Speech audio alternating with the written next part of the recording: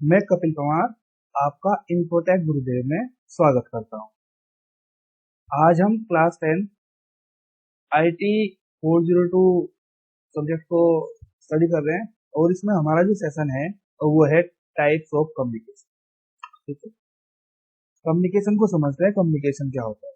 When we convey our thought, emotions और any other type of special message to anyone और community of people is called communication. जब हम अपना कोई thought, emotion, अपना कोई विचार, अपना कोई इमोशन या किसी अदर टाइप का स्पेशल मैसेज जब हम किसी इंडिविजुअल को या कम्युनिटी ऑफ पीपल को हम बोलते हैं, शेयर करते हैं, कम्युनिकेट करते हैं, तो इसी को हम कम्युनिकेशन कहते हैं। जब हम कन्वे करते हैं हमको, ठीक है, अपना मैसेज सेंड करते हैं। Basically the term communication has been divided into three broad categories which are as under. साधारण रूप से कम्युनिकेशन को तीन श्रेणियों में बांटा गया है। पहली कैटेगरी है सिंप्लेक्स कम्युनिकेशन, दूसरी है हाफ डुप्लेक्स कम्युनिकेशन, तीसरी फुल डुप्लेक्स कम्युनिकेशन। अब हम इनको डिटेल में समझते हैं। पहली कैटेगरी है सिंप्लेक्स कम्युनिकेशन।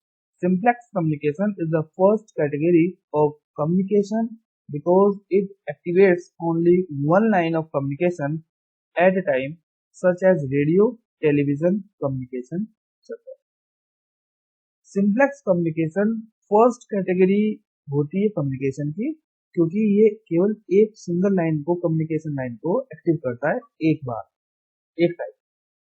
जैसे कि रेडियो और टेलीविजन का कम्युनिकेशन सिंगल साइडेड होता है, ब्रॉडकास्ट हो रहा होता है, हम उन चैनल्स को ट्यून कर सकते हैं, रेडियो के चैनल्स को या टेलीविजन के चैनल्स को, तो हम सुन पाएंगे, देख पाएंगे उनको प्रोग्राम, अदरवाइज नहीं। यहाँ पे छोटा सा डायग्राम बनाया हुआ है बेटर अंडरस्टैंडिंग के लिए। रेडियो और टेलीविजन और एक एरो के बाद लिखा है पीपल। तो रेडियो और टेलीविजन का जो कम्युनिकेशन है वो सिंगल साइडेड है, सिंगल एरो यहाँ पे यूज किया गया है और वो सिंगल साइडेड होता है people. In this type of communication, single communication line enabled at a time only. इस टाइप के कम्युनिकेशन में, सिंप्लेक्स कम्युनिकेशन में, केवल एक सिंगल कम्युनिकेशन लाइन होती है। ये बात आपको हमेशा के लिए याद रखना, ठीक है। नेक्स्ट हम सेकंड कैटेगरी को स्टडी करते हैं, half duplex communication. In half duplex communication you can communicate both sides, but only single communication line enabled at a time, such as the communication by walkie-talkie handset, which is used by the security agencies and police department to convey their meaningful information for quick action. Half duplex communication में आप दोनों side communicate कर सकते हो, लेकिन एक बार में एक ही साइड इनेबल होती है कम्युनिकेशन की। जैसे कि वॉकी टॉकी जो हेडसेट होता है उसमें होती है, जो ज्यादातर सिक्योरिटी एजेंसीज और पुलिस डिपार्टमेंट यूज करते हैं कन्वे करने के लिए अपनी मीनिंगफुल इंफॉर्मेशन को क्विक एक्शन के लिए।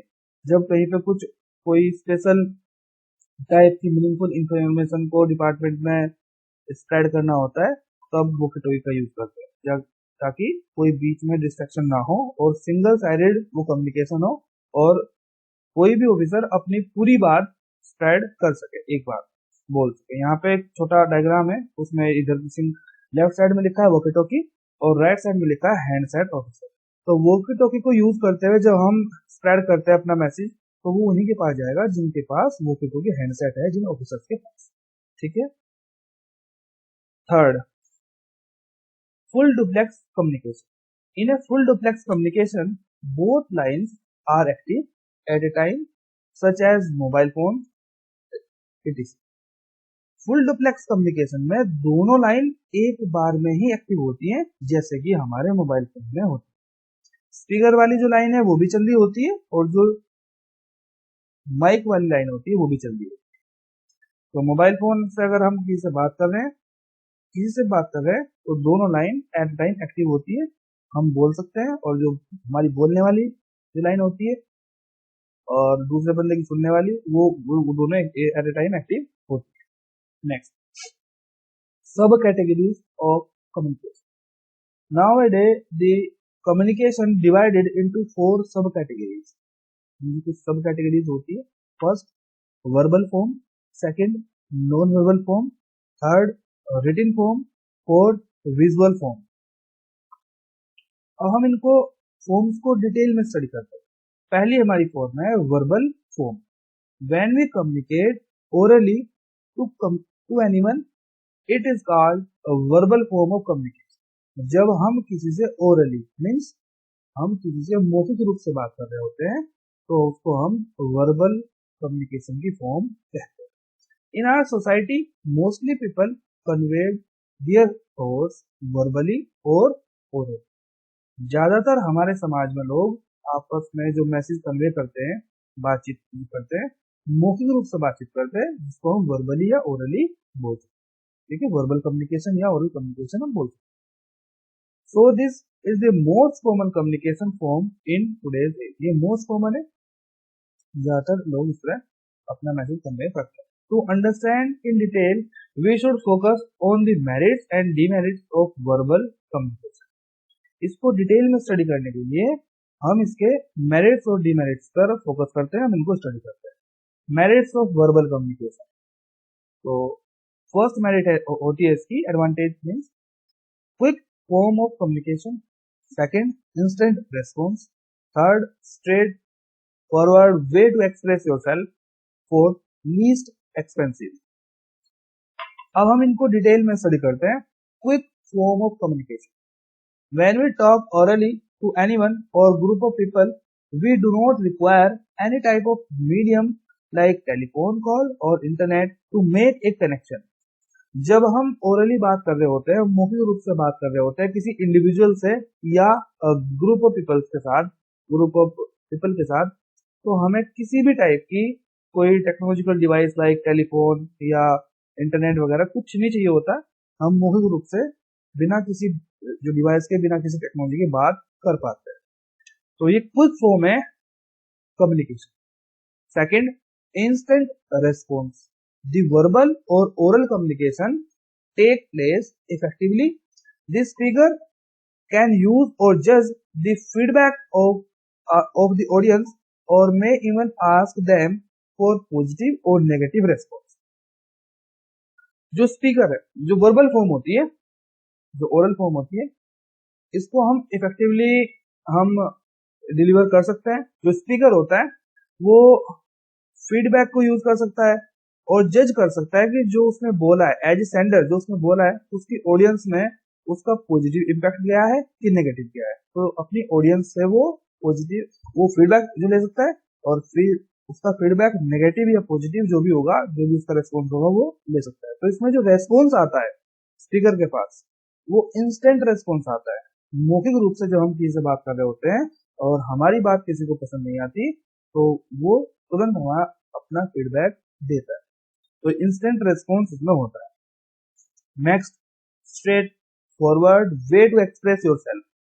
If we deliver a well explained and clear message to our audience it is called a straightforward way to convey our message with emotions. If we deliver a well explained, अगर हम deliver कर रहे हैं well explained, अच्छी तरह से explain करते हुए क्लियर मैसेज अपनी ऑडियंस को, इसको बोलते हैं स्ट्रेट फॉरवर्ड वे.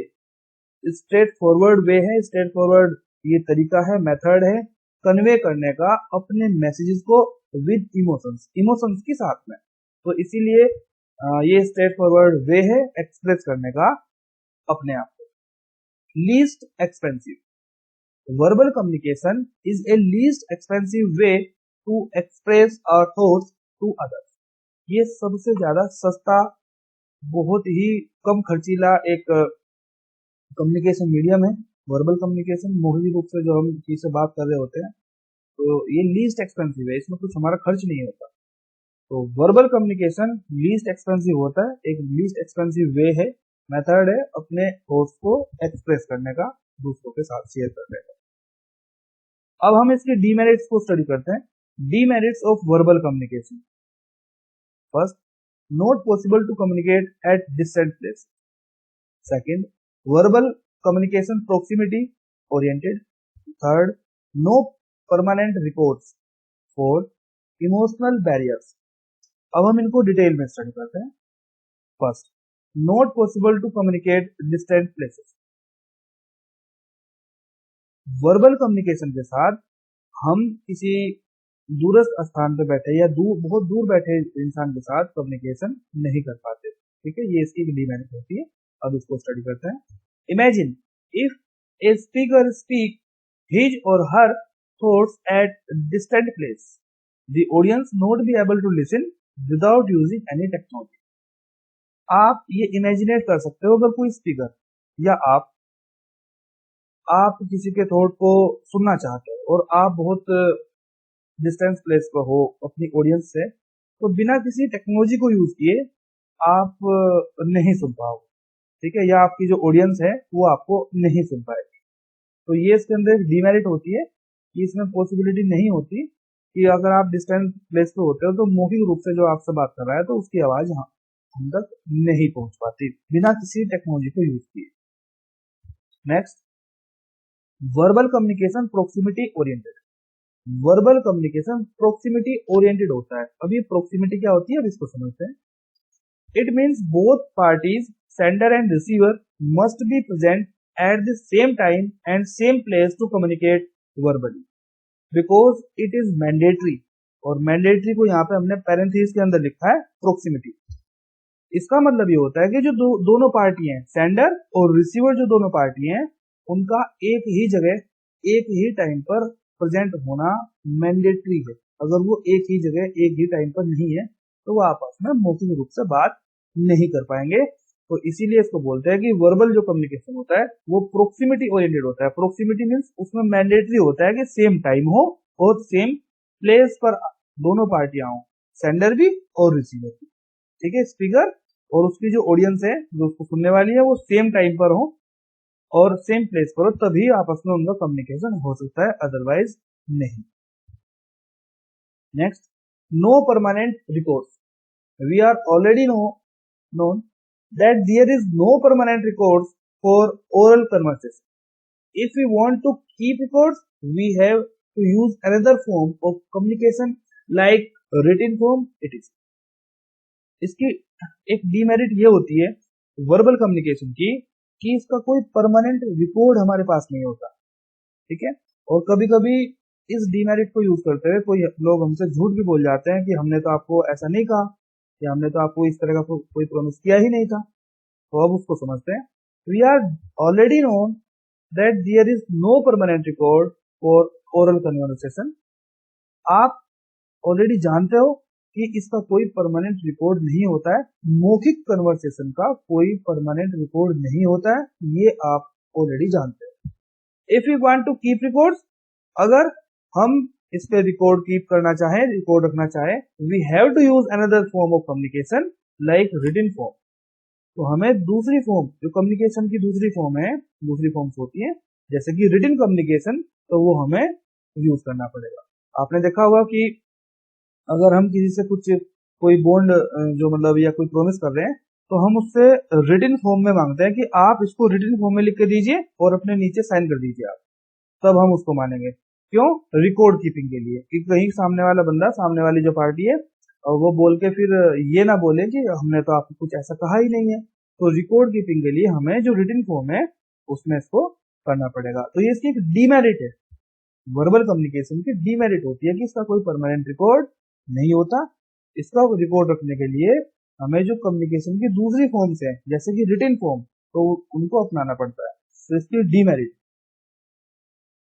Next, emotional barriers. Verbal communication में एक डीमेरिट होती है इमोशनल बैरियर्स। अब ये इमोशनल बैरियर्स क्या होते हैं? In verbal communication sometimes speaker occurs negative emotions between the conversation. Example, if the speaker is tired physically or mentally, these type of emotions can affect the verbal communication. Verbal communication में जब हम मौखिक रूप से किसी से बात कर रहे होते हैं, कोई स्पीकर अपने नेगेटिव इमोशंस को व्यक्त कर सकता है। ठीक है, कब? जब वो फिजिकली यानी कि शारीरिक रूप से या दिमागी रूप से या मेंटली या दिमागी रूप से वो थका हुआ हो, टायर्ड हो, तब वो टायर्डनेस वो थकान, वो उसके नेगेटिव इमोशंस उसकी बोलचाल में, उसके कम्युनिकेशन में वो आ सकते हैं और उसके कम्युनिकेशन को, वर्बल कम्युनिकेशन को अफेक्ट कर सकते हैं, या हम ये कह रहे हैं कि करते हैं। ठीक है, जब किसी का मूड खराब होता है या बहुत ज्यादा कुछ कोई थका हुआ होता है, तो उसके जो इमोशंस होते हैं वो उसके मौखिक रूप से जब वो किसी से बात करता है तो उसको अफेक्ट करते हैं। ठीक है, और इसीलिए हम अगर किसी से हम अपनी कोई कोई अच्छा ऑफर है हमारे पास या किसी से अपनी बात मनवानी होती है तो हम वेट करते हैं कि कब उसका मूड अच्छा हो और वो कब थका हुआ महसूस ना कर रहा हो। ठीक है, तब कि कब उसके इमोशन अच्छे। नेक्स्ट जो टाइप है हमारी फॉर्म है वो है नॉन वर्बल कम्युनिकेशन। अब नॉन वर्बल कम्युनिकेशन को डिटेल में समझते हैं, नॉन वर्बल कम्युनिकेशन क्या होते हैं। In a non verbal communication a sender may send his or her message via body language or gesture to the receiver. In this form of communication also have some merits and demerits which are following. इस non verbal communication में sender send करता है his और हर message यानी कि अपना message via body language और gesture, अपनी बॉडी लैंग्वेज के द्वारा या अपने गेस्चर के द्वारा रिसीवर को या अपनी ऑडियंस को वो अपना मैसेज कन्वे करता है या सेंड करता है। ठीक है, बिना बोले। यहाँ पे आया है non verbal. Non verbal means बिना बोले, मौखिक रूप से नहीं बोलेगा, अपनी बॉडी लैंग्वेज से और अपने गेस्चर से अपनी जो इंटेंस है या इंटेंडेड जो मैसेज है वो डिलीवर कर देगा अपनी ऑडियंस को या जो कोई सामने वाला जो रिसीवर होगा individual. In this form of communication की इस फॉर्म में कुछ मेरिट्स और डिमेरिट्स भी होते हैं जो आगे दिए हुए हैं, इनको स्टडी करते हैं। Merits of non verbal communication. अब इसकी मेरिट्स को हम स्टडी कर लेते हैं क्या क्या होती हैं। First, easy to demonstrate. Second, very useful for conveying message. Third, no language barrier. Fourth, very fast communication. तो इसमें अब इनको डिटेल में स्टडी करते हैं। फर्स्ट है इजी टू डेमोन्स्ट्रेट। इजी होता है डेमोन्स्ट्रेट करना। अब ये डेमोन्स्ट्रेशन क्या है, अब इसको अच्छे से समझते हैं। It is extremely easy to demonstrate by our body language or by gesture. Mostly receiver may easily decode our expressions, so we can say that non-verbal communication is easy to demonstrate or convey messages to the receiver. ये extremely easy होता है demonstrate करना अपनी body language के द्वारा, अपने gesture के द्वारा। किसी को भी हम कुछ भी कोई इशारा कर सकते हैं, अपनी बॉडी लैंग्वेज से कोई मैसेज कन्वे कर सकते हैं बिना बोले।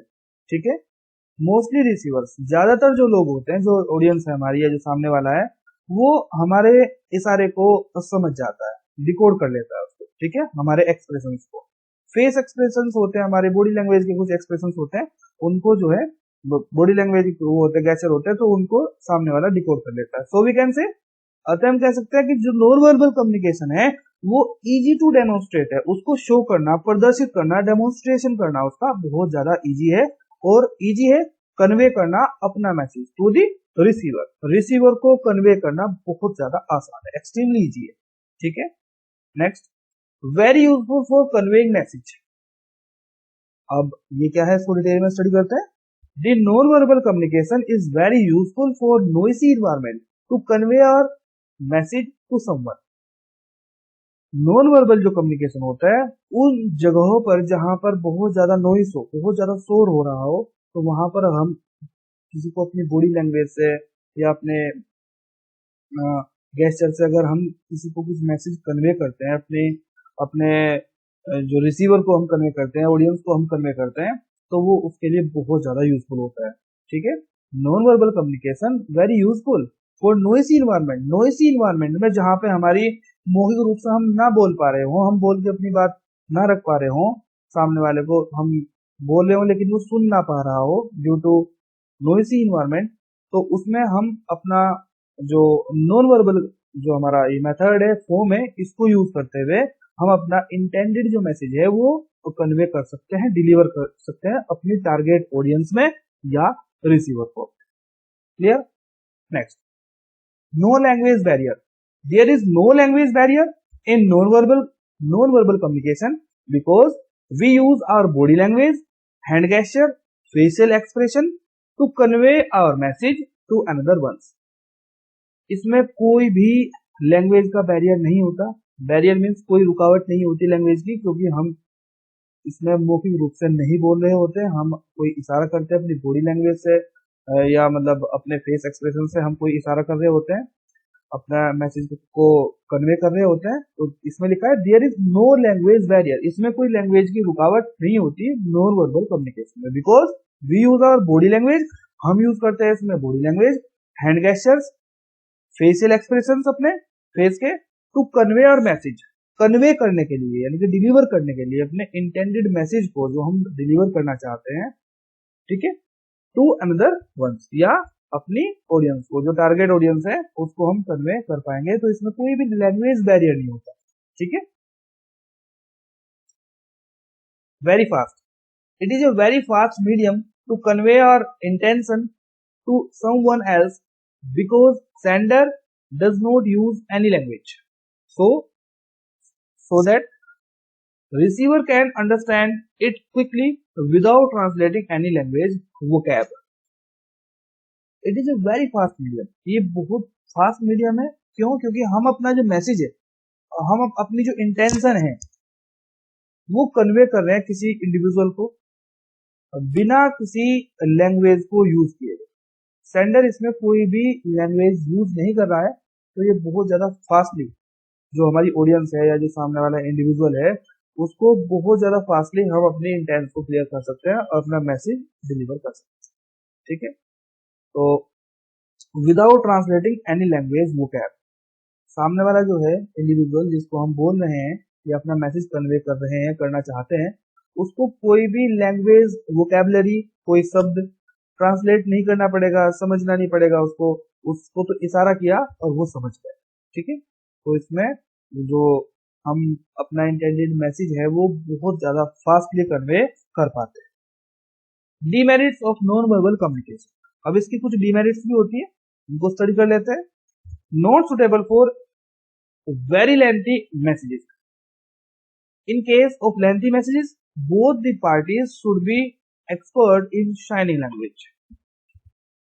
ये लेंथी मैसेजेस के लिए अगर आपको कोई बहुत लंबी चौड़ी बात बतानी हो तो आप बिना बोले उसको नहीं बता पाओ, ठीक है, ये उसके लिए सुटेबल नहीं होता। अपने को शॉर्ट में अगर आपको कुछ बोलना हो तो उसमें आप किसी सामने वाले को अपने फेस एक्सप्रेशन से या बॉडी लैंग्वेज के गेस्चर से उसको कन्वे कर सकते हो। तो ये इसकी डीमेरिट होती है कि ये सुटेबल नहीं होता है, लेंथी मैसेज के लिए सुटेबल नहीं है ये form. In case of lengthy message, lengthy messages के केस में जब आपको लेंथी मैसेजेस बिना बोले कन्वे करना है तो दोनों पार्टियों को, जो दोनों पार्टियां हैं सेंडर और रिसीवर, तो both parties should be expert, दोनों पार्टी एक्सपर्ट होनी चाहिए इन शाइनिंग लैंग्वेज। शाइनिंग लैंग्वेज होती है वो लैंग्वेज जिसमें मुख बधिर बात कर रहे हैं, बात करते हैं, जिसमें हम बिना बोले बात कर सकते हैं, जो हैंड गेस्चर्स होते हैं अपने, ठीक है, एक्सप्रेशंस होते हैं, उनसे अगर हम अपना इंटेंडेड मैसेज कन्वे करना चाहते हैं अपने टारगेट ऑडियंस को तो बिना बोले हम कन्वे कर सकते हैं। लेकिन उसमें कंडीशन ये है कि आपको भी और जो सामने वाला है उसको भी शाइनिंग लैंग्वेज आनी चाहिए। अगर आपको आती है और आपके ऑडियंस को नहीं आती तो आप अपना मैसेज डिलीवर नहीं कर पाओगे, क्योंकि कम्युनिकेशन में ये बहुत ज्यादा जरूरी होता है कि हमें और हमारी जो ऑडियंस हो, ऑडियंस को हमारी बीच में एक म्यूचुअल अंडरस्टैंडिंग होनी चाहिए कि उस लैंग्वेज में या उस फॉर्म में हम अपना कम्युनिकेशन करें जिसको हम भी जानते हैं और हमारी ऑडियंस भी जानते हैं या रिसीवर जानता है, तभी कम्युनिकेशन हो पाता है, नहीं तो कम्युनिकेशन नहीं हो पाएगा। जो ऑडियंस है या जो रिसीवर है वो नहीं समझ पाएगा कि हम क्या बोल रहे हैं। Next, an incomplete form of communication, ये एक इनकम्प्लीट फॉर्म है कम्युनिकेशन, नॉन वर्बल कम्युनिकेशन की जो डिमेरिट है उसमें है कि an incomplete form of communication, ये इनकम्प्लीट फॉर्म है कम्युनिकेशन। समझते हैं इसको। It is difficult to understand full non verbal communication for all because it is not complete form of communication. ये बहुत ज्यादा कठिन है समझना, इसको फुल्ली समझना, सब कुछ समझना बिना किसी के बोले। जो स्पीकर है उसके मतलब जो सेंडर है, स्पीकर तो यहाँ पे नहीं कहेंगे, क्योंकि वो स्पीक नहीं कर रहा है, वर्बली नहीं बोल रहा है। तो जो सेंडर है अगर वो नॉन वर्बल कम्युनिकेशन में अपना मैसेज कन्वे कर रहा है तो ये बहुत ज्यादा डिफिकल्ट फॉर्म होती है, क्योंकि बिना बोले इशारों में सब कुछ समझ लेना ये बहुत कठिन होता है, because it is not complete form, क्योंकि ये कंप्लीट फॉर्म नहीं है communication. Next, possibility of miss translation, ये भी एक इसकी डीमेरिट होती है कि इसके अंदर पॉसिबिलिटी होती है ऑफ मिस ट्रांसलेशन। जो हमारे टारगेट ऑडियंस है, जो रिसीवर है, वो हमारे द्वारा कन्वे किए गए मैसेज को मिस इंटरप्रेट या मिस ट्रांसलेट कर सकता है, वो गलत समझ सकता है। In some cases the receiver can misinterpret the intended messages. कभी कभी ऐसा होता है अगर हम किसी को बिना बोले कुछ कह रहे हैं, मौखिक रूप से हमने कुछ नहीं बोला है, हम अपने फेस एक्सप्रेशन से, हैंड गेस्चर से हम कुछ बोल रहे हैं, कुछ अपना मैसेज कन्वे करने का प्रयत्न कर रहे हैं, तो कभी कभी ऐसा होता है कि सामने वाला गलत समझ लेता है, उसको मिस इंटरप्रेट कर लेता है, मिस ट्रांसलेट कर लेता है उसको, और उसको गलत मैसेज डिलीवर हो जाता है। तो इसके अंदर ये पॉसिबिलिटी होती है कि मिस ट्रांसलेशन इसकी हो सकती है, क्योंकि हमने उसको मौखिक रूप से नहीं बोला है। ठीक है, तो ये इसकी डीमेरिट होती है। नेक्स्ट, रीजनल और कल्चर डिफरेंसेस। एक इसकी डीमेरिट ये होती है कि जो रीजनल और जो कल्चरल डिफरेंसेस हैं वो भी होता है। क्या है? Because of every culture have different gestures and expressions which are considered good और bad. For example, there are many differences in between the Indian culture and the western culture. Culture wise और हमारा जो region होता है, तो regional wise और cultural wise बहुत सारे डिफरेंसेस होते हैं, जो गेस्चर्स को लेकर होते हैं, बॉडी लैंग्वेज को लेकर होते हैं, वो अलग अलग होते हैं। अब इसको समझते हैं। बिकॉज ऑफ एवरी कल्चर, क्योंकि प्रत्येक कल्चर अपना अलग अलग डिफरेंट गेस्चर्स और एक्सप्रेशंस रखता है, विच आर कंसिडर्ड गुड और बैड, जिनको हम अच्छे या बुरे मान सकते हैं। अलग अलग कल्चर, उसमें कल्चर्स में अलग अलग हम उनको मानते हैं। किसी कल्चर में तो कुछ अच्छा होता है और किसी में वही चीज किसी दूसरे कल्चर में बुरी मानी जाती है। फॉर एग्जाम्पल, उदाहरण के रूप में, देयर आर मेनी डिफरेंसेस, बहुत सारे अंतर हैं, इन बिटवीन द इंडियन कल्चर, हमारे भारतीय कल्चर में, और वेस्टर्न कल्चर में जिस तरह डिफरेंसेस होते हैं। और वो क्या क्या डिफरेंसेस हैं, हम यहाँ पर वो चीजें डिस्कस नहीं कर रहे हैं, पर लेकिन हमने आपको कहा कि इंडियन कल्चर में और वेस्टर्न कल्चर में बहुत सारे गेस्चर्स का अंतर है। बहुत सारे गेस्चर्स को वहां अच्छा माना जाता है वेस्टर्न में, हमारे यहाँ पे अच्छा नहीं मानते। तो नॉन वर्बल कम्युनिकेशन की जो फॉर्म होती है, जिसमें हम बिना बोले किसी को इशारा कर रहे होते हैं, तो उसमें बहुत सारे डिफरेंसेस होते हैं। तो एक गेस्चर का होता है कि रीजनल और कल्चरल डिफरेंसेस की वजह से ये अच्छा नहीं माना जाता। अगर कोई वेस्टर्न कल्चर का कोई बंदा हमारे यहाँ पे आके कुछ अपना गेस्चर में कुछ कन्वे करता है, बिना बोले कोई मैसेज कन्वे करना चाहता है, तो यहाँ पे उसको मिस इंटरप्रेट किया जा सकता है, उसको गलत समझा जा सकता है, considered bad. Okay, next, third, visual communication. अब विजुअल कम्युनिकेशन को स्टडी करते हैं। It is also a type of non verbal communication like visual aids, posters, logos, shine boards, holdings, etc. Visual communication also have some advantages and disadvantages which are following. It is also a type of non-verbal communication. Visual communication भी एक तरह का non verbal communication ही होता है, क्योंकि visual हम उसको केवल देख पाते हैं, उसमें कोई हमसे मौखिक रूप से बोल नहीं रहा होता, तो हम उसको नॉन वर्बल कम्युनिकेशन भी बोल सकते हैं। जैसे कि कोई विजुअल एड है, और विजुअल एड में कोई ये जरूरी नहीं है कि उसको वॉइस ओवर किया गया हो, उसको बोला जा रहा हो। ठीक है, बहुत सारे जो विजुअल एड्स होते हैं वो साइलेंट जो होते हैं, तो उसमें वो नॉन वर्बल की फॉर्म में आते हैं। पोस्टर्स होते हैं, लोगोज होते हैं, साइन बोर्ड्स होते हैं, होल्डिंग्स होते हैं, तो ये नॉन वर्बल की फॉर्म में आते हैं, और ये मेनली इनको बोला जाता है कि विजुअल कम्युनिकेशन है। ठीक है, आपने रोड्स पर, हाईवेज वगैरह पर जो होल्डिंग्स जो देखे होंगे, पोस्टर्स देखे होंगे, ठीक है, वेरियस टाइप के जो ट्रांसपोर्ट रूल्स होते हैं हमारे इसके ट्रांसपोर्टेशन के, उनके सिंबल देखे होंगे, तो वो विजुअल फॉर्म होती है कम्युनिकेशन की। उसमें विजुअली समझाया जाता है कि आपको इधर टर्न होना है, आपको यू टर्न लेना है, कि आपको सीधे जाना है, कहां पर जाना है आपको। Visual communication also have some advantages and disadvantages, means merits and demerits. Visual communication भी अपनी मेरिट्स और डिमेरिट्स रखता है, विच आर फॉलोइंग। अब उनको समझते हैं हम। First, merits of visual communication: more clear and more understandable. A picture is worth 1,000 of words, no barrier to understand. इसकी सबसे जो बड़ी अच्छाई है, जो इसकी मेरिट है विजुअल कम्युनिकेशन की, कि इसमें क्लियरिटी ज्यादा होती है, कि जिससे कि जो इंटेंडेड मैसेज है वो रिसीवर, हमारा जो ऑडियंस, जो देखने वाला है व्यूअर, वो अच्छी तरह से क्लियरिटी के साथ इसको अंडरस्टैंड कर पाता है। तो ये अंडरस्टैंडेबल है। अंडरस्टैंडेबल दैट मीन्स ये समझने योग्य होता है, ज्यादा समझने योग्य। मोर अंडरस्टैंडेबल मीन्स ये ज्यादा समझने योग्य होता है, इसको अच्छी तरह से क्लियरिटी के साथ समझा जा सकता है विजुअल कम्युनिकेशन को। क्योंकि a picture is worth 1,000 of words, क्योंकि एक अकेली कोई पिक्चर है, कोई इमेज है, वो इक्वल होती है 1,000 ऑफ वर्ड्स। 1,000 ऑफ वर्ड्स एक साइड, और कोई पिक्चर के द्वारा आपको विजुअलाइज करके समझाए तो वो एक साइड वो इक्वल होती है। ठीक है। नो बैरियर टू अंडरस्टैंड, इसमें कोई बैरियर नहीं होता है, इसको समझने में कोई रुकावट नहीं होती है। पिक्चर हमने देखी तो पिक्चर अपने आप में बहुत कुछ बोलती है, बताती है, समझाती है। Next, more clear and more understandable. Clarity ज्यादा है, अंडरस्टैंडेबिलिटी बहुत ज्यादा है। In a biology class mostly teachers teach through charts और एनिमेशन और pictures because graphical representation is more clear than other words explaining the visual make the presentation more impactful. अब हम इसको अच्छे से समझते हैं। ज्यादातर बायोलॉजी की क्लासेस में जो टीचर्स होते हैं वो चार्ट से या एनिमेशन के थ्रू समझाने का प्रयास करते हैं, समझाते हैं पिक्चर्स के थ्रू, क्योंकि जो किसी भी चीज की ग्राफिकल रिप्रेजेंटेशन होती है उससे चीजें अच्छी तरह समझ आती है, उससे ज्यादा क्लियरिटी के साथ समझ आती है। ठीक है, अदर देन वर्ड्स, बजाय किसके कि उनको वर्ड्स में समझाया जाए, थ्योरेटिकल समझाया जाए, तो पिक्चर्स की फॉर्म में चीजें अच्छी तरह समझ में आती है, एक्सप्लेनेशन बहुत अच्छी तरह समझ में आती है। The visuals make the presentation more impactful.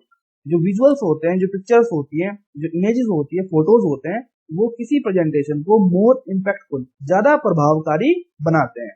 ठीक है, या प्रभावशाली बनाते हैं। Next, A picture is worth 1,000 of words because of sometime a concept or message is better conveyed through picture than words, and enterprise mostly reports are produced in a graphical representation mode, example profit or loss reports या sheets। because of sometimes, क्योंकि कभी कभी किसी concept को और किसी message को better अगर आपको कन्वे करना हो, वो ठीक है, किसी को भी कन्वे करना हो थ्रू पिक्चर्स देन वर्ड्स, वो बहुत ज्यादा मतलब अच्छा होता है। इन एंटरप्राइज बेटर अंडरस्टैंडिंग के लिए इंटरप्राइजेस में, कंपनीज के अंदर ज्यादातर जो रिपोर्ट्स हैं वो प्रोड्यूस की जाती है ग्राफिकली, ग्राफिकल रिप्रेजेंटेशन होती है उनकी, जैसे कि प्रॉफिट रिपोर्ट होती है, लॉस की रिपोर्ट होती है, सेल्स हमारी कितनी हुई, सेल्स हमारे जो वो बढ़ रही है या वो घट रही है, या हमें किसी वेबसाइट के एनालिटिक्स चेक करने होते हैं कि हमारी वेबसाइट पर, स्पेसिफिक वेबसाइट पर कितने इसमें व्यूअर्स आ रहे हैं डेली। ठीक है, ये रेशो बढ़ रहा है, ये घट रहा है, तो ये सारी चीजें होती है, तो विजुअली उसको देखते हैं। ठीक है, ग्राफ्स में। Next, no barrier to understand, इसमें कोई रुकावट नहीं होती समझने में विजुअल कम्युनिकेशन में। There is no barrier in graphical और विजुअल कम्युनिकेशन, इसमें कोई भी किसी तरह का बैरियर नहीं होता है ग्राफिकल और विजुअल कम्युनिकेशन को समझने में। We can convey the intended message, हम कन्वे कर सकते हैं अपना intended message easily to the targeted audience. जो हमारी टारगेटेड ऑडियंस है उनको हम अपना इंटेंडेड मैसेज, जो हम देना चाहते हैं मैसेज, जो कन्वे करना चाहते हैं उनको, वो कन्वे कर सकते हैं, इसमें कोई भी बैरियर नहीं होता है समझने में। Next, demerits of visual communication, इसके कुछ डिमेरिट्स भी होती है। Like other form of communication it has also disadvantages too, which are following: first, a little bit expensive; second, time consuming; third, not a complete form of communication। जैसे जो communication की दूसरी forms होती हैं, इसमें भी कुछ एडवांटेजेस होती हैं। जो कि निम्नलिखित है। पहला, इसमें लिटिल बिट ये एक्सपेंसिव होता है, थोड़ा महंगा होता है compare to other one forms. Second, time consuming है, इसमें टाइम की खपत ज्यादा होती है विजुअल कम्युनिकेशन में। Third, not a complete form of communication, ये कम्युनिकेशन की कंप्लीट फॉर्म नहीं होती। ए लिटिल बिट एक्सपेंसिव, अब इसको समझते हैं। A visual communication is a little bit expensive medium compared to other type of communication mediums such as posters, pamphlets, pictures, logos, etc. All of these require more time to produce it. ये थोड़ा expensive होता है visual communication. क्यों? क्योंकि जो दूसरे communication के types हैं, दूसरी फॉर्म्स हैं, अगर हम उनसे इनकी तुलना करें दूसरे मीडियम के साथ में, जैसे कि पोस्टर्स, जो पैम्पलेट्स हैं, वो थोड़े एक्सपेंसिव जो बनाए जाते हैं, जो मतलब बनते हैं, उसमें खर्च आता है हमारा। पिक्चर्स होती है, लोगोज होता है, उनको प्रोड्यूस करने में हमारा खर्च ज्यादा आता है। All these require more time, ये ज्यादा टाइम रिक्वायरमेंट करते हैं टू प्रोड्यूस इट, इनको बनाने में ज्यादा टाइम लगता है। Next, time consuming, preparation of graphics और visual aid consume more time compare to other type of communication. ये टाइम कंज्यूमिंग प्रोसेस है, ये भी इसकी डिमेरिट होती है कि इसको प्रिपेयर करने में, ग्राफिक्स को या विजुअल एड्स को प्रिपेयर करने में बहुत ज्यादा टाइम खपत होती है, ठीक है, compare to other type of communication. दूसरे टाइप के कम्युनिकेशन में इसमें बहुत ज्यादा टाइम की खपत होती है। Not a complete form of communication, ये कम्युनिकेशन की कंप्लीट फॉर्म नहीं होती, ठीक है। We already know that visual aids enhance communication, but this is not a complete form of communication. ये communication की complete form नहीं होते। We already know that, ये हम already जानते हैं कि जो visual ads हैं वो enhance करते हैं, वो बढ़ाते हैं communication को, but this is not a complete form of communication, लेकिन ये फिर भी complete form नहीं होते उसी communication, तो ये भी किसके demerit है। Next, written communication. When we convey our message or information through a written form, this is called written communication. It also has some merits and demerits, which are following. When we convey, जब हम convey करते हैं अपने message को या information को through written form में, this is called, हम इसको कहते हैं कि ये रिटन कम्युनिकेशन है, ये रिटन कम्युनिकेशन की फॉर्म है।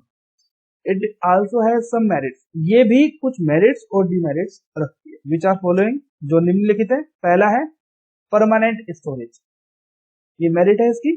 We can store it on our computer or write on notebook for future reference, ये एक बहुत बड़ी एडवांटेज है इसकी रिटन कम्युनिकेशन की, कि हम इसको स्टोर कर सकते हैं रिटन कम्युनिकेशन को अपने कंप्यूटर में एज ए सॉफ्ट कॉपी, और राइट कर सकते हैं इसको किसी नोटबुक में as a hard copy for future reference. Future में हम इसको संभालने के लिए, रिकॉर्ड कीपिंग के लिए हम इसको स्टोर कर सकते हैं। Next, reuse advantage, written communication में रीयूज एडवांटेज होती है। अगर हमारी कोई भी नोटबुक है, आपने उसमें कुछ नोट्स बनाए हुए हैं, तो आप उसको बार बार यूज कर सकते हो। Many times we can reuse the written document as required, बहुत सी बार हम रीयूज कर सकते हैं रिटन डॉक्यूमेंट्स को, जितना हमें रिक्वायरमेंट हो हम उतना उसको रीयूज कर सकते हैं। Next, possibility to publish, written communication can be produced in bulk such as book publishing. A published book may circulate across the world, की एक एडवांटेज, ये मेरिट ये होती है, बहुत अच्छी मेरिट है कि हम इसको पब्लिश कर सकते हैं रिटन कम्युनिकेशन, इसके अंदर पॉसिबिलिटी होती है। तो रिटन कम्युनिकेशन को हम प्रोड्यूस कर सकते हैं बल्क में, जैसे कि हम कोई बुक पब्लिश जो कराएं, एक पब्लिश की हुई बुक को सर्कुलेट किया जा सकता है या स्प्रेड किया जा सकता है, फैलाया जा सकता है, डिस्ट्रीब्यूट किया जा सकता है अक्रॉस द वर्ल्ड, पूरे वर्ल्ड में उसको फैलाया जा सकता है। ये इसकी पावर होती है, ये इसकी एडवांटेज होती है, मेरिट होती है written communication. Next, suitable for lengthy messages और इंफॉर्मेशन, ये सुटेबल होता है लेंथी मैसेज को डिलीवर करने में या इंफॉर्मेशन को डिलीवर करने में, जो लेंथी है। In written communication we can write lengthy articles for communication purpose, like reports, research papers etc..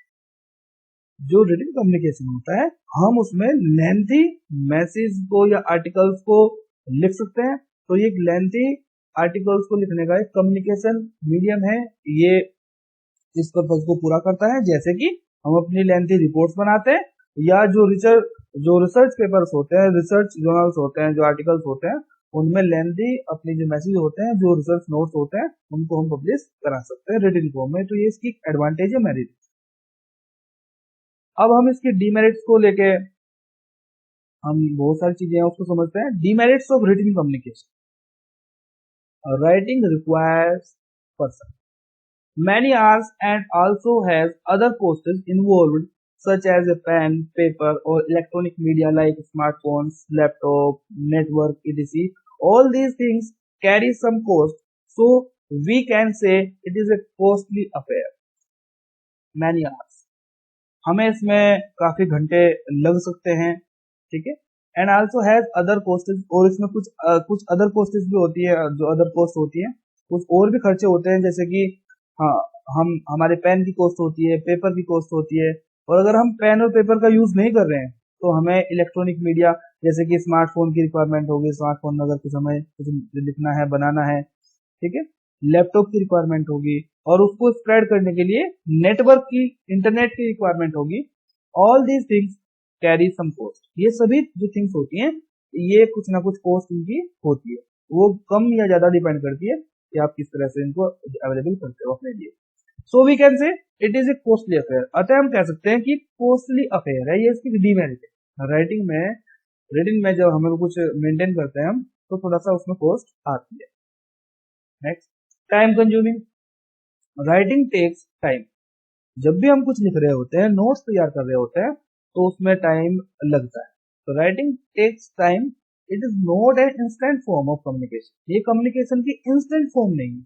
हम उसको तुरंत एकदम किसी दूसरे को कन्वे नहीं कर सकते, अपने टारगेट ऑडियंस को हम कन्वे नहीं कर सकते, उसमें टाइम लगता है। अनलाइक ओरल कम्युनिकेशन, जैसे कि ओरल कम्युनिकेशन में होता है, मौखिक कम्युनिकेशन में होता है कि हमें अगर किसी को कुछ बोलना होता है या अपना मैसेज डिलीवर करना होता है मौखिक रूप से, तो हम तुरंत कर देते हैं। जबकि इसके विपरीत, अनलाइक इसके विपरीत, जो रिटन फॉर्म है, उसमें हम कोई भी अपना इंस्टेंट मैसेज नहीं सेंड कर सकते, इंस्टेंट इंफॉर्मेशन डिलीवर नहीं कर सकते। तो ये इसकी एक डीमेरिट है कि इसको मैसेज डिलीवर करने में, इंफॉर्मेशन अपने डिलीवर करने में थ्रू रिटन फॉर्म हमें टाइम कंज्यूमिंग प्रोसेस से गुजरना होता है। ये टाइम कंज्यूमिंग होता है, टाइम की खपत होती है, समय की खपत होती है इसमें काफी। Next, a language barrier.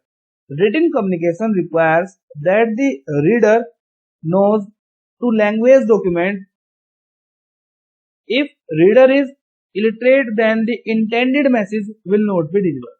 Will not deliver.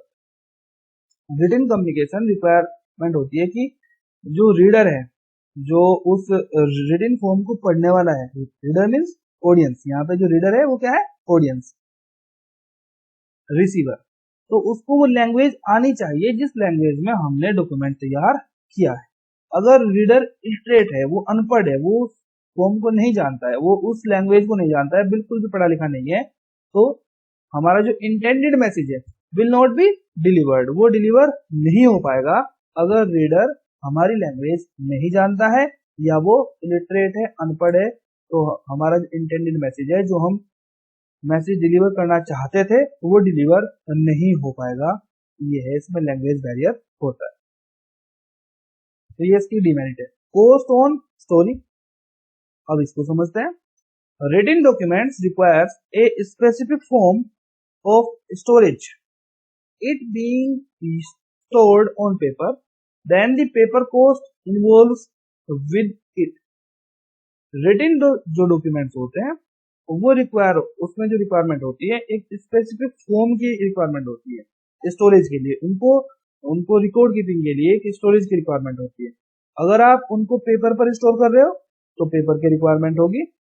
तो जब आप पेपर पर आप किसी को नोट्स या कोई बुक पब्लिश करके दोगे, तो उसमें आपके जो मेहनत है, आपकी जो आपने नोट्स लिखे या आपने कोई बुक लिखी, उसकी भी मेहनत, प्लस उसकी जो स्टोरेज है, जो पेपर की कॉस्ट है, वो भी उसमें इन्वॉल्व हो जाएगी। पब्लिश कराने की जो उसमें कॉस्ट आई होगी बुक में, वो भी उसमें इन्वॉल्व हो जाएगी। तो कॉस्ट ऑन स्टोरी, अपनी स्टोरी सुनाने में, अपनी कहानी बताने में, स्टोरी सुनाने में, जो भी हमारा इंटेंडेड मैसेज है उसको डिलीवर करने में पेपर की कॉस्ट या स्टोरेज की कॉस्ट इसमें इन्वॉल्व होती है। वो डिपेंड करता है कि हमने उसको हार्ड कॉपी पर स्टोर किया है, पेपर पर स्टोर किया है, या हमने उसकी सॉफ्ट कॉपी बनाई है, तो उसमें कॉस्ट इन्वॉल्व होती है। नेक्स्ट टॉपिक है हमारा बॉडी लैंग्वेज। अब बॉडी लैंग्वेज को समझते हैं। बॉडी लैंग्वेज क्या होती है? और body language play great role in communication. In our communication, near about 55% contribution is of body language, the most important aspect of our body, of our personality, and how our image is formed among people. हमारी जो body language होती है वो बहुत महान role play, बहुत great role play करती है कम्युनिकेशन में, महान रोल प्ले करती है हमारे कम्युनिकेशन में। हमारे कम्युनिकेशन में लगभग 55% जो कंट्रीब्यूशन होता है वो हमारी बॉडी लैंग्वेज का कंट्रीब्यूशन होता है। द मोस्ट इंपोर्टेंट एस्पेक्ट, अब इसमें जो मोस्ट इंपोर्टेंट एस्पेक्ट है हमारी पर्सनैलिटी में वो ये है कि हम अपनी इमेज को हम किस तरह फॉर्म करते हैं, या वो फॉर्म किस तरह से होती है एमंग पीपल, लोगों के बीच हमारी जो इमेज है वो कैसी बनती है, वो हमारी बॉडी लैंग्वेज के ऊपर डिपेंड होती है कि हमारी बॉडी लैंग्वेज क्या है। तो हमारी इमेज हमारी बॉडी लैंग्वेज के अनुसार ही समाज में सभी लोगों के बीच होती है, चाहे वो घर वाले हों चाहे वो बाहर वाले। ठीक है, next. So it is mandatory for everyone to know how to work on our own body language. If someone wants to improve our body language, the following points should always remember. So it is mandatory, अतः ये आवश्यक है, ये mandatory है for everyone, सभी के लिए, प्रत्येक के लिए, to know how to work, कि हम किस तरह से वर्क करें अपनी बॉडी लैंग्वेज पर, हम किस तरह से वर्क करें सभी के लिए जानना आवश्यक होता है। If someone wants to improve our body language, अगर कोई चाहता हो अपनी बॉडी लैंग्वेज को इंप्रूव करना, तो ये फॉलोइंग कुछ पॉइंट्स होते हैं, वो हमें हमेशा याद रखने चाहिए, वो हमें हमेशा रिमेंबर होने चाहिए। First, always stand up with a straight back and relaxed posture. हमें हमेशा एक स्ट्रेंथ बैक के साथ और रिलैक्स्ड फॉर्म में, रिलैक्स्ड जो पोस्चर होता है उसके साथ खड़ा होना चाहिए। Keep your arms by your sides, अपने हाथों को साइड में रखना चाहिए। सिट विद स्ट्रेंथ स्पाइन, हमें बिल्कुल स्ट्रेट बैठना चाहिए। Smile as you enter into a room, जब आप किसी रूम में एंटर करते हो तो आपको स्माइल के साथ एंटर करना चाहिए, जिससे कि रूम के अंदर बैठे हुए जो लोग हैं उनके ऊपर पॉजिटिव इम्पैक्ट आप डाल पाओ। Next, greet as you enter into a room, जैसे ही आप रूम में एंटर करते हो तो अंदर बैठे जो लोग होते हैं उनको आपको ग्रीट करना है, उनको नमस्कार करना है, उनको संबोधन अच्छा करना है आपको। ठीक है, तो आपकी ये बॉडी लैंग्वेज में सम्मिलित होता है ये सारी चीजें। Greet others with a smile, जब भी आप किसी ग्रीट करते हो, नमस्कार करते हो, या कोई भी संबोधन आप करते हो, गुड मॉर्निंग करते हो, गुड आफ्टरनून करते हो, गुड इवनिंग करते हो, कुछ भी करते हो, तो आपको स्माइल के साथ करना चाहिए। Gentle handshake, but now day we should use namaste by joining hands, हमें जेंटली हैंडशेक करना चाहिए, लेकिन अब के दिनों में हमें क्या करना चाहिए, नमस्ते करना चाहिए by joining hands. Next, actively and attentively listen to the speaker in a conversation, हमें एक्टिवली और अटेंटिवली, जो हम बिल्कुल अटेंशन के साथ लिसन करना चाहिए जो स्पीकर बोल रहा है। स्पीकर अगर कुछ बोल रहा है, कोई सामने वाला बंदा इंडिविजुअल कुछ बोल रहा है आपको एज ए स्पीकर, तो आपको उसको अच्छे से सुनना चाहिए। अगर आप अच्छे से सुनते हो तो वो भी आपके पर्सनैलिटी में इन्वॉल्व होता है, वो भी आपकी इमेज के साथ जुड़ जाता है। Keep your shoulders relaxed down, अपने शोल्डर्स को बिल्कुल रिलैक्स डाउन आपको रखना चाहिए, ये भी आपकी बॉडी लैंग्वेज में आता है।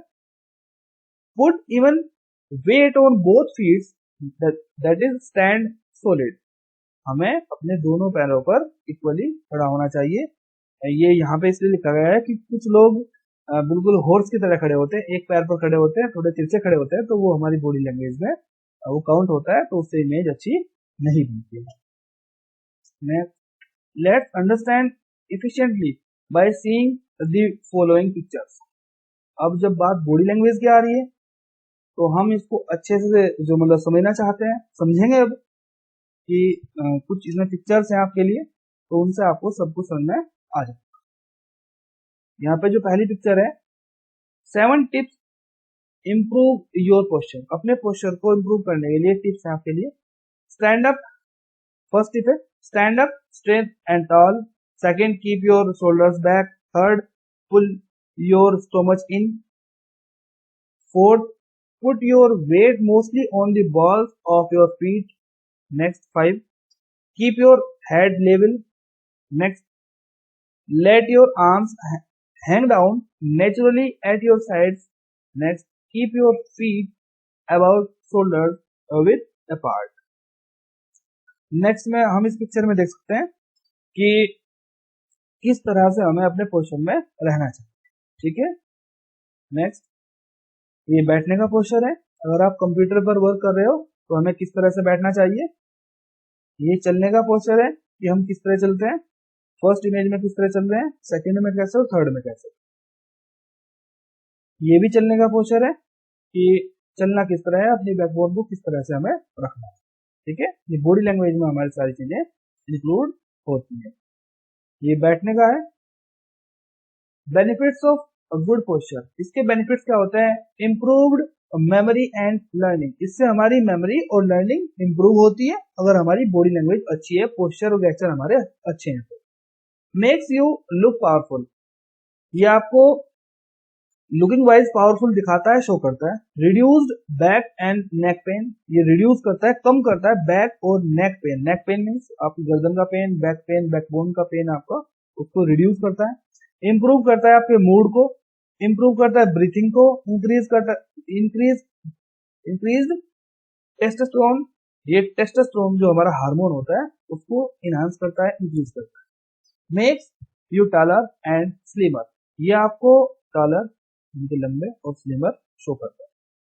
अब हम आपको बताना चाहते हैं कि जो हमारे जो YouTube चैनल है हमारा इन्फोटेक गुरुदेव के नाम से, तो उसका हमारे चैनल का जो कस्टम लिंक है, अगर किसी भी इंडिविजुअल को हमारा चैनल को फाइंड आउट करने में यूट्यूब पर कोई प्रॉब्लम आ रही है तो यहाँ पे हमने कस्टम लिंक दिया हुआ है, इसको देखते हुए आप ये लिंक वहां पे यूट्यूब में एंटर कर सकते हो। https://www.youtube.com/c/infotech गुरुदेव, विदाउट एनी स्पेस। इन्फोटेक गुरुदेव के बीच कोई भी स्पेस नहीं है, ये एक ही वर्ड है, infotech Gurudev. Thanks for watching infotech Gurudev.